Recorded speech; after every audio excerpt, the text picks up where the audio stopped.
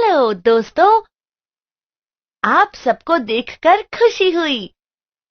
आप जानते हैं, हमारे इलाके के मादा कुत्ते ने पिल्लों को जन्म दिया है। वे बहुत प्यारे हैं।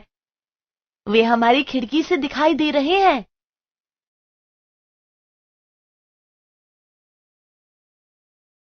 देखिए मम्मी, ये पिल्ले कितने प्यारे हैं।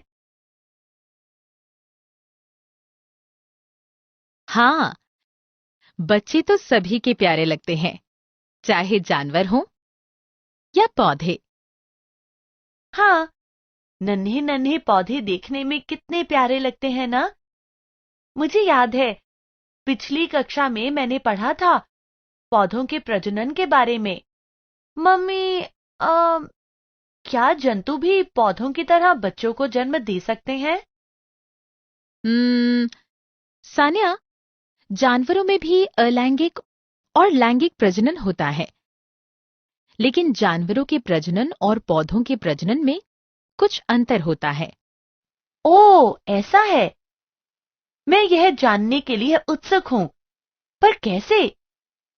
दोस्तों, क्या आपको याद है कि पौधों में प्रजनन कैसे होता है? क्या आप पौधे के उन भागों की सूची बना सकते हैं जो प्रजनन में भाग लेते हैं?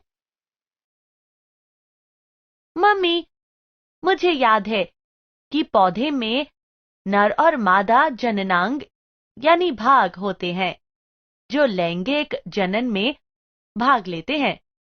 क्या जंतुओं में भी जनन के लिए नर और मादा जननांग यानी भाग होते हैं? हाँ सानिया, होते हैं। एक ही जंतु में नर और मादा जननांग नहीं पाए जाते हैं। कुछ जंतुओं में नर जननांग होते हैं जो नर जंतु कहलाते हैं, और कुछ में मादा जननांग होते हैं जिनको मादा जंतु कहते हैं। जैसे मनुष्यों में होता है। बिल्कुल सही।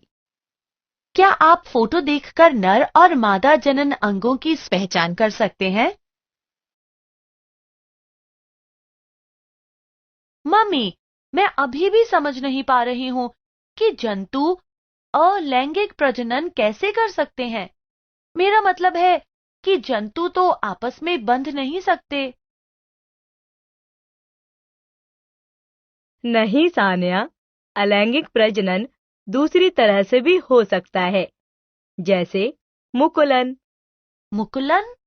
हाँ, दरअसल अलैंगिक जनन अपने ही तरह का जंतु पैदा करने का बहुत ही कारगर तरीका है।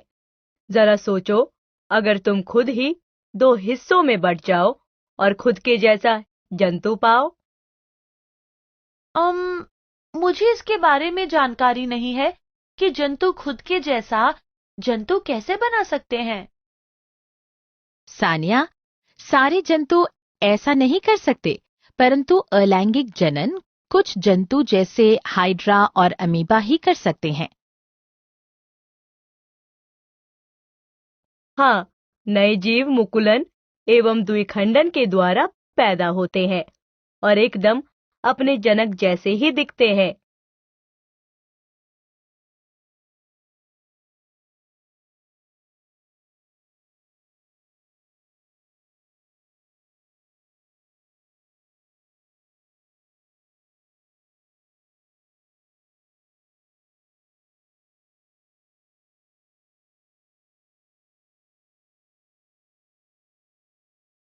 आपका मतलब जनन शरीर के किसी अन्य अंग में होता है, न कि जननांग में? हाँ, पर कैसे? चलो, हाइड्रा का उदाहरण लेते हैं।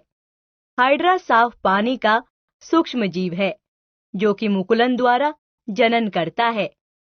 अनुकूल वातावरण में उसके डंठल पर कली निकलना शुरू होती है। कली अपने जनक हाइड्रा जैसा ही जाल बनाने लगती है। धीरे धीरे कली अपने जनक जीव से अलग होने लगती है। जैसे ही कली पूरी तरह से अलग हो जाती है, एक नया और समान हाइड्रा बन जाता है। ये तो मजेदार है। क्या अमीबा भी इसी तरह मुकुल बनाता है?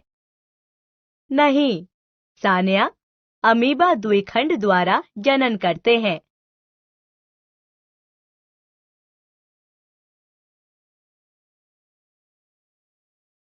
अच्छा, वो कैसे होता है? अब तुम इस पर शोध करो। दोस्तों, क्या आप अपनी पुस्तक से देखकर बता सकते हैं? आप पेज 107 और 108 पर देख सकते हैं। आप गूगल पर जाकर भी अलैंगिक जनन जीव डालकर देख सकते हैं। आप ऐसे 10 जीवों की सूची बनाइए और फोटो भी इकट्ठा कीजिए और अपने शोध को कक्षा में दिखाइए। सारांश। हमने जाना कि जंतुओं में जनन की दो विधियां होती हैं, लैंगिक जनन, अलैंगिक जनन। एक ही जंतु में नर और मादा जननांग नहीं पाए जाते। कुछ जंतु जैसे हाइड्रा और अमीबा में अलैंगिक रूप से प्रजनन करने की क्षमता होती है। अलैंगिक प्रजनन में बच्चे मुकुलन जैसे हाइड्रा में या द्विखंडन जैसे अमीबा में से होते हैं। जनन शरीर के किसी अन्य अंग में होता है, जननांग में नहीं।